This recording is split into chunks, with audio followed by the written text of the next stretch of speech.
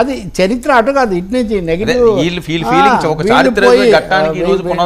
పోయి అలాగే పాచిపోయిన లడ్డూలు అది ఇది అని చెప్పి చాలా హిందీలో ఇంగ్లీష్లో కూడా మాట్లాడినటువంటి వాళ్ళు ఆ పాచిపోయిన లడ్డే మహాప్రసాదం అన్న పద్ధతిలో తీసుకోవటం కూడా ఇదివరకు ఎప్పుడు జరిగి ఉండదు.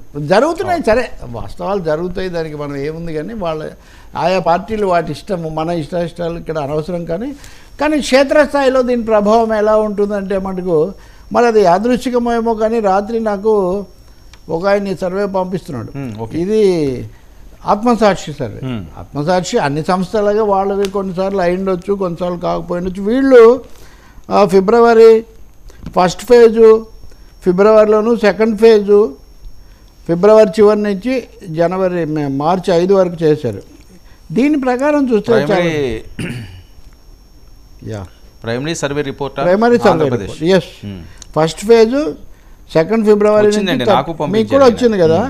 దీంట్లో వాళ్ళు ఏం చెప్తారు, జనసేన తెలుగుదేశం మాత్రం వెళ్తే ఎక్కువ ఉపయోగం.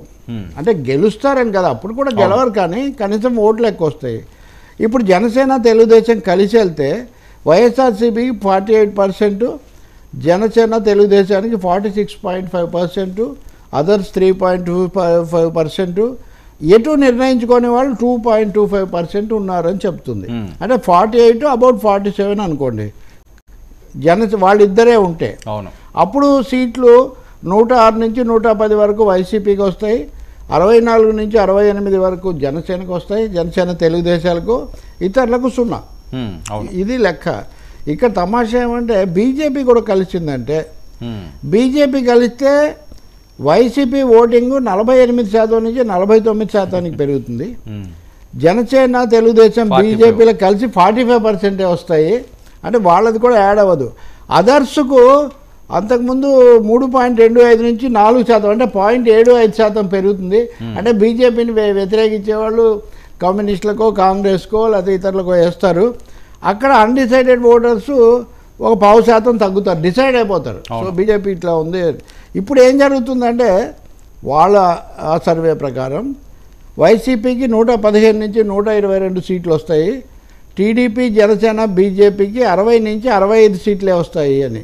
అంటే వాళ్ళిద్దరు మాత్రమే ఉన్నప్పుడు 68 సీట్లుగా ఉన్నవి, ఈ ముగ్గురు కలిసినా కానీ 60 నుంచి 65కు తగ్గుతాయి, అదర్స్కు అసలు రావు. అన్డిసైడెడ్ ఓట్లు కొంత డిసైడ్ అవుతారని. కాబట్టి ఈ విధంగా కనుక చూస్తే, అలాగే జిల్లాల వారీగా కూడా వీళ్ళు తీశారు, జిల్లాల వారీగా కూడా వివరాలు ఇచ్చారు. జిల్లాల వారీగా చూస్తే కూడా 93 వైసీపీ, 53 ఇది, 29 కీన్ కంటెస్ట్.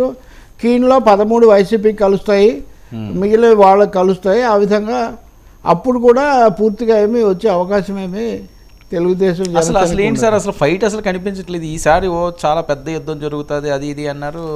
ఈ ఆత్మసాక్షి సర్వే చూస్తే అది వన్ సైడ్ లాగే ఉంది. 93 స్థానాలు వాళ్ళకి, 93 ప్లస్ 13 కీన్ కంటెస్ట్ వాళ్ళు 106. అదే కదా, మొదటి దాంట్లో కూడా 106 ఉంది. సో ఇప్పుడు బీజేపీ లేకుండా బీజేపీ కూడా వచ్చి కలిస్తే ఇది ఇంకా కొంచెం మారవచ్చు అని. అంటే వీళ్ళు అంటుంది అదే కదా, మాది వన్ సైడ్. కానీ ఇక్కడ ముఖ్యమైన అంశం గమనించాలి కదా సార్.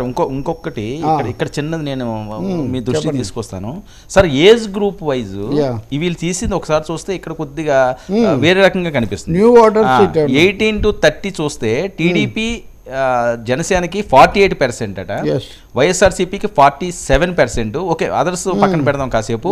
ఇంకా 31-40 గ్రూప్ చూస్తే టీడీపీ ఇక్కడ కూడా ఎక్కువ ఉంది, 47.5%, 46 వైసీపీ. అలాగే 41-50 చూస్తే 46.5%, 48.5% ఇది. అంటే 40 నుంచి 60 లోపు అంతా కూడా వైఎస్ఆర్సీపీ వైపు మొగ్గు చూపిస్తున్నారు అన్నది దీని సారాంశం. అంటే యూత్ ఓటు వచ్చిన వాళ్ళందరూ అక్కడి నుంచి 40 వరకు, అంటే 40-45 వరకు కూడా ఇదంతా ఈ జోన్ అంతా కూడా టీడీపీ జనసేన. అంటే ఓల్డ్ ఏజ్ పీపుల్ అంతా కూడా గంపగుత్తుగా వైఎస్ఆర్సీపీకి వేస్తున్నారన్న దీని సారాంశం అదే కదా. ఇప్పుడు తెలంగాణ అప్పుడు కూడా సంక్షేమ పథకాలు ఇవన్నీ పనిచేస్తాయి అన్నప్పుడు తెలంగాణ సంక్షేమ పథకాలకు ఆంధ్రాకి కూడా ఒక తేడా ఉంది. తెలంగాణలో మోరార్లెస్ అవి సెలెక్టివ్గా ఇవ్వటము, ప్రభుత్వం ద్వారా ఇవ్వటము కదా. ఇక్కడేమో ఖాతాల్లో వచ్చి పడ్డము, గుండుగుత్తగా పడ్డము, తేడాలు ఏమున్నా కానీ. అందువల్ల సంక్షేమ పథకాల మీద ఆధారపడి ఉన్నవాళ్ళు, గ్రామాల్లో ఉన్న అణగారిన వర్గాలు, లేకపోతే వివాహిత అవన్నీ ఉన్నాయి కదా, అవివాహితులు, లేకపోతే ఒంటరి మహిళలు అందరూ దాని మీద ఆధారపడి ఉన్నారు, వాళ్ళ వేస్తారు అనేది దీంట్లో ఫిలాసఫీ. ఇది ఒక పెద్ద, ఇప్పుడు చంద్రబాబు కూడా 50 ఏళ్ళకే నేను పెన్షన్ ఇస్తున్నాడు అంటున్నాడంటే సోషల్గా అంటే సామాజిక ముఖ చిత్రంలో వస్తున్న మార్పును కూడా ఇవి రిఫ్లెక్ట్ చేస్తున్నాయి. ఒక పాయింట్ ఏమంటే మీరు మళ్ళీ 40 కంటే ముందు 2025 బ్యాచ్కి వెళ్తే యంగ్ ఓటర్స్ ఉన్నారు అనుకోండి భారతదేశంలో, 10 ఏళ్ళ నుంచి వాళ్ళు మోదీనే చూస్తున్నారు. సో ఓవరాల్గా మోదీకి కొంచెం ప్లస్ ఉంటుంది. ఇక్కడ జగన్ విషయంలో కూడా ఓవరాల్గా ఎలా ఉన్నా కానీ వాళ్ళు చూస్తుంది ఆయనే కాబట్టి వాళ్ళు దిస్ ఆర్ దట్ ఒకటే వైఖరి తీసుకుంటారు అనమాట.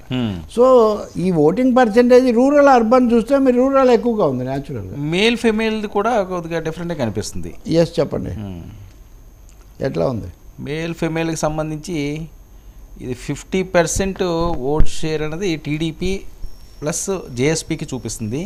47.5% అన్నది వైఎస్ఆర్సీపీ చూపిస్తున్నది. అదేంటంటే ఇక్కడ కూడా ఏజ్ వే 18 to 30 అదే మళ్ళీ ఇక్కడ అదే చూపిస్తున్నది.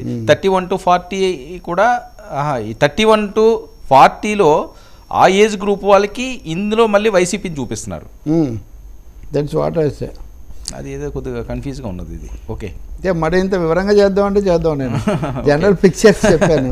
ఓకే, ఐడెంటి ఎందుకంటే ఇవన్నీ రకరకాల సర్లేండి. ఓకే, వివిధ రకాలు వస్తున్నాయి కదా, మరి చూడాలి ఏం జరుగుతున్నది అన్నది. ఇక్కడ 2 పార్టీలు కదా, 2 పార్టీలు కలిసి 48 అనుకోండి. ఉదాహరణ బీజేపీ ఎక్కడ ఉంది సార్? ఫిమేల్ తీసుకుంటే మేలు ఫిమేల్ బీజేపీ కలపకుండా లేదు. ఫస్ట్ మెయిన్ థింగ్ ఏమో అదే చేశారు. ఓకే, ఓవరాల్ది మొగ్గేమో ఇటు చేసినట్టుగా ఉన్నారు. రెండోది రకరకాల లెక్కలు కూడా